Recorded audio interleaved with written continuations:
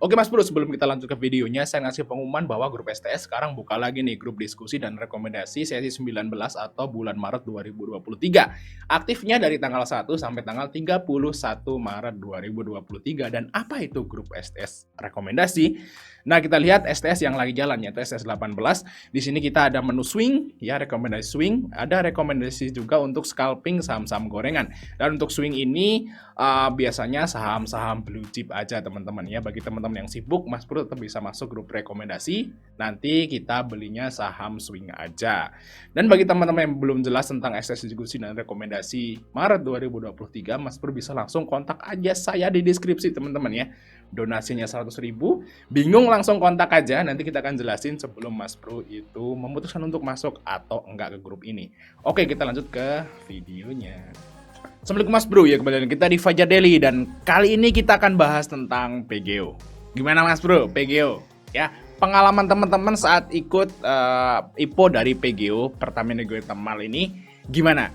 Saya ngasih share info, inilah pengalaman saya.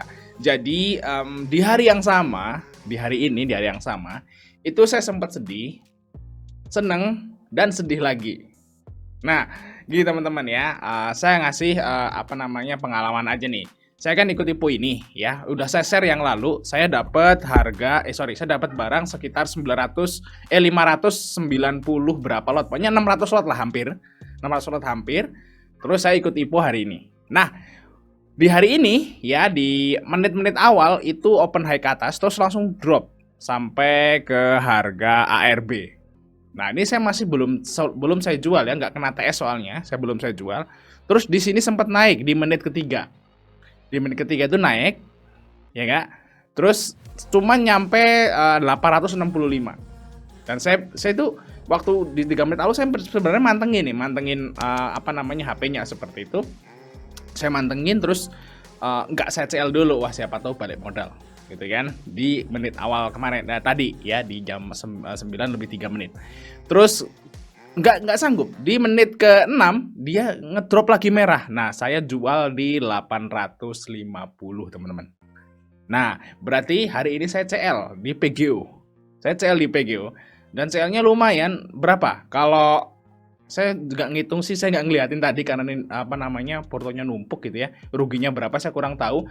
Yang pasti ruginya mungkin hampir 2 juta lah ya. Kalau Amavi ya mungkin 2 juta lah, seperti itu. Ruginya 2 jutaan lah. 2 juta kurus lah. Kalau hitungan kasarnya ya. Nah, waktu saya CL itu saya sedih. Waduh, rugi 2 jutaan gitu kan. Sedih mungkin hampir 3 juta lah. Nggak tahu sih berapa sih ruginya sih. Sebentar ya guys ya, kita hitungin dulu ya ruginya saya berapa kira-kira ya. Berarti 875 dikurangi 850 berarti 25 ya. 25 dikali 600 lah ya, 600. Nah gini ya, totalnya 1,5 juta ditambah fee mungkin 2 juta lah hutang. Ruginya sekitar 2 juta lah ya ditambah fee. Nah, itu waktu saya CL 2 juta itu saya sedih, guys. Ya sedih ya, CL 2 juta lah pagi-pagi gitu kan. CL 2 juta pagi-pagi sedih. Tapi habis itu di menit ke 9 lebih 10 saya bahagia. Kenapa? ARB sahamnya, guys. Jadi saya waktu itu siang itu sampai Jumatan tuh saya seneng. Alhamdulillah saya CL gitu ya. Alhamdulillah saya CL gitu kan. Saya udah bersyukur aja tuh di masjid tadi. Ini masih belum ganti nih guys habis dari Jumatan kan. Nah, saya bersyukur nih. Oh, alhamdulillah CL di 8,5. Kalau enggak saya kena ARB kan bahasa seperti itu. ARB-nya kan lumayan nih guys di harga 8,15. Nah, di akhir sesi teman-teman, balik lagi ke harga open. Harusnya kalau saya itu enggak CL itu balik modal. Nah, saya sedih. Jadi habis sedih, seneng, sedih lagi teman-teman. Nah, gitulah Mas Bro. Itu adalah salah satu sepenggal kisah ya saat kita itu terjun di bursa saham. Jadi di dunia saham itu ada namanya permainan psikologi teman-teman ya. Psikologi. Jadi senang bahagia TPCL itu sebenarnya udah makanan sehari-hari. Yang jadi masalah adalah teman-teman itu harus istilahnya itu masuk, yang jadi masalah itu sebenarnya bukan TPCL ya, kita floating loss, floating gain itu sebenarnya udah biasa. Yang jadi masalah adalah porsi, teman-teman ya. Mas Bro harus perhatikan porsi. Kalau porsinya itu gede, misalnya nih saya beli PGO, saya itu dapat jatah kan lumayan ya, separuh 50 juta gitu ya. Jarang-jarang loh saya dapat IPO 50 juta. Rata-rata itu di bawah 10 juta lah. Saya dapat IPO, ini gede lumayan. Nah, itu membuat psikologi saya nggak enak. Sebenarnya sih ya jujur aja gitu ya, ini bukannya apa-apa. Saya kalau beli saham itu ya lumayan gede kan. Karena kemarin beli Adro aja 500 juta, tapi masalahnya ini kan saham yang IPO. Biasanya gitu, biasanya cuma dapat di bawah 10 juta, ini malah dapat 50 juta. Jadi membuat psikologisnya jadi berat. Nah, makanya ada sedikit guncangan itu memutuskan untuk CL gitu ya, nggak bisa nahan. Waktu saya beli Adro kemarin itu saya floating loss saya hold aja dan cuan kan beberapa hari yang ke belakang gitu karena dia sahamnya naik. Jadi is no problem sebenarnya. TPCL yang jadi masalah adalah porsi. Jadi kalau teman-teman itu mau beli saham, pastikan beli sahamnya itu sesuai dengan porsi, teman-teman. Porsi yang dapat istilahnya itu kita itu tahan lah seperti itu.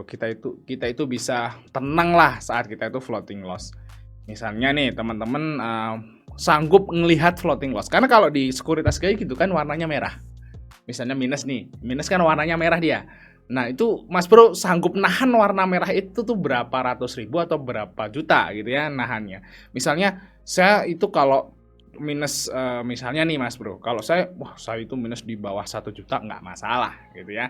Nggak masalah kalau saya minus di bawah 1 juta seperti itu misalnya. Berarti kan minusnya 900 ribu sampai 0 lah seperti itu. Berarti teman-teman itu beli sahamnya ya itu bisa lebih dari 10 juta. Seperti itu, karena kalau kita nge-swing atau apalah kita jarang lah minus sampai 10%. Jadi kalau 10 juta itu kan minusnya kan 1 juta. Berarti masih bisa ditahan. Berarti kalau misal Mas Bro itu bisa nahan floating loss minus 1 juta, itu nggak masalah bagi psikologi, itu bisa beli 10 juta. Tapi kalau minus 100 ribu aja udah bikin hati nggak tenang, psikologis terganggu, Mas Bro bisa kurangi porsinya. Jadi jangan dibeli 10 juta. Walaupun Mas Bro punya duit 10 juta. Jangan beli 10 juta, beli 1 juta aja. Seperti itu guys ya. Kalau menahannya bisa cuma bisa 100 ribu ya belilah 1 juta aja. Jadi istilahnya jangan maksa teman-teman ya. Karena akhirnya kalau Mas Bro itu pengen cepet-cepet dapat duit di bursa dan maksa belinya dalam jumlah besar, itu akhirnya malah rugi. Malah loss karena psikologinya dikocok-kocok lah, bahas seperti itu kayak video ini. Psikologinya dikocok-kocok. Jadi tadinya mau cuan jadi nggak cuan. Karena memang porsinya belinya kebanyakan.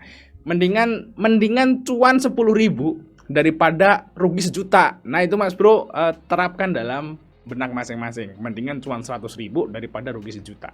Ya nggak?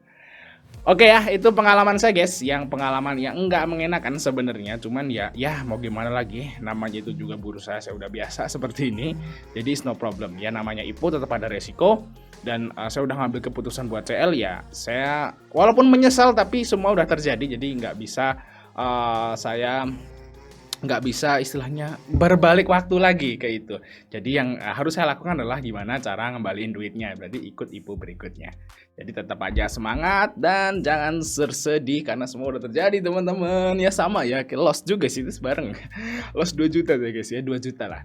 Oke, mungkin saja masih dari kita, jangan lupa untuk like dan subscribe. Sampai ketemu di video berikutnya teman-teman.